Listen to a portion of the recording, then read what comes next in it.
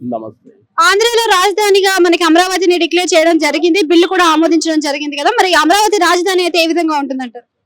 అమరావతి ఇప్పుడప్పుడు అవుతుందనే గ్యారంటీ లేదు. తర్వాత జగన్ కనుక వస్తే మళ్ళీ తిరగరాతే. మళ్ళీ మామూలుగా ఈడు చేసేదేమో ఆడొద్దంటాడు, ఆడు చేసేది ఈడొద్దంటాడు. ఇదంతా ఆట ముడుగుళ్ళాట కిందే ఉంటది. అంటే ఆంధ్రాకి రాజధాని ఉండదంటారా మరి మీరు మాట్లాడే విషయంలో? ఉంటది కానీ ఎప్పుడో వీళ్ళిద్దరినే ఎగదన్నే మంచి గట్టి మగోడు రావాలి. అప్పుడు ఇప్పుడు ఈ కనిపించింది కదా, మన వాళ్ళు వేసారు. ఇప్పుడు మోడీ గారు డిక్లేర్ చేసిందని జగన్ గారు వద్దన్నాడు. మరి ఇప్పుడు మళ్ళీ మామూలు యథాస్థితిగా చంద్రబాబు చేస్తున్నాడు. చంద్రబాబు మళ్ళీ జగన్ నెగ్గిందారు ఇది వద్దంటాడు.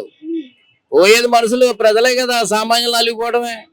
ఇడు బాగా అడి బాగున్నాడు. ఎవడు సంపాదన నాయకుడు లేడంటారా? ఇటు కూటమి ప్రభుత్వం ఉంది, పవన్ కళ్యాణ్ కూడా ఉన్నారంటే కదా. ఇప్పుడు కనపడిపోతుంది కదా, వీడికి ఆడు చూడుతున్నాడు, ఆడికి ఈడు చూడుతున్నాడు. గట్టి నాయకుడు ఎక్కడ ఉన్నాడు అనుకోవాలి. వీళ్ళిద్దరిని తన్నేవాడు ఎవడో గట్టివాడు రావాలి. అప్పుడు నువ్వు అక్కడ కూర్చోరబ్బాయి అంటాడు. అలాంటి వాడు వస్తే పని అవుద్ది. అంటే పవన్ కళ్యాణ్ వచ్చాడు, మళ్ళీ కూటమిలో జాయిన్ అయిపోయాడు కదా, మరి ఆయన పరిస్థితి ఏమంటారు? పవన్ కళ్యాణ్ అయినా చంద్రబాబు అయినా వీళ్ళిద్దరు కమ్మండే కదా.